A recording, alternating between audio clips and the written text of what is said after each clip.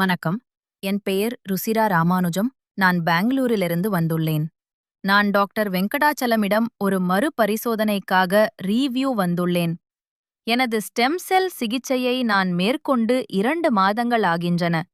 இப்போது ஒரு மறுபரிசோதனைக்காக வந்துள்ளேன். எனது 2 முழங்கால்களிலும் இருந்த வலியை போக்குவதற்காக நான் ஸ்டெம் செல் சிகிச்சை எடுத்துக்கொண்டேன். கடந்த சில ஆண்டுகளாக இந்த வலி இருந்தது. அது மெதுவாக அதிகரித்து வந்தது. நான் சில சிகிச்சைகளை முயற்சித்தேன், ஆனால் எதுவும் பெரிய முன்னேற்றத்தை தரவில்லை. எனது முழங்கால்களைப் பற்றிய ஒரு விழிப்புணர்வு, ஏதோ ஒருவித இழுக்கும் உணர்வு, வலி உணர்வு, தேயும் சத்தம் போன்றவற்றை நான் எப்போதும் உணர்ந்து கொண்டே இருந்தேன். இது தினசரி நிகழ்வாக இருந்தது. என் முழங்கால்களில் ஏதோ அசௌகரியமான ஒன்று நடப்பதை என்னால் உணர முடிந்தது. எனது செயல்பாடுகள் குறைந்து வருவதையும் நான் மெதுவாக குறைந்த அளவிலேயே வேலைகள் செய்வதையும் என்னால் உணர முடிந்தது. அதனால்தான் நான் ஆலோசனை பெற முடிவு செய்தேன். நான் உடல் செயல்பாடுகளை ரசிக்க விரும்புபவள், உடற்பயிற்சி செய்ய விரும்புபவள். எப்போதும் தவறாமல் உடற்பயிற்சி செய்து வந்தேன். ஆனால் அது எனக்கு மிகவும் கடினமாக இருந்தது. எனவே இந்தச் செயல்முறை மூலம் அதைச் சரிசெய்ய விரும்பினேன்.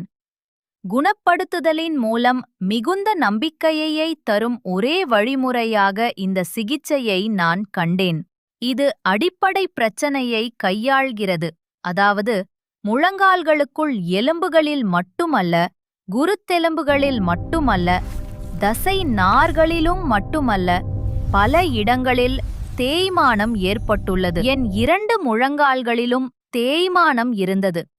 எம்ஆர்ஐ சோதனையில் 2 முழங்கால்களிலும் கிரேட் 2 மற்றும் கிரேட் 3 ஆர்த்ரைட்டிஸ் மூட்டுவாதம் இருப்பது தெரிந்தது.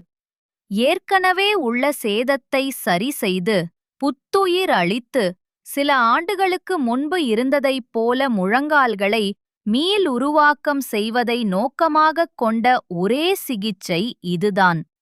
2 மாதங்களுக்குப் பிறகு நான் இப்போது மிகவும் நன்றாக உணர்கிறேன். 2 மாதங்கள் நான் குறைந்த அளவிலேயே செயல்பாடுகளைச் செய்தேன்.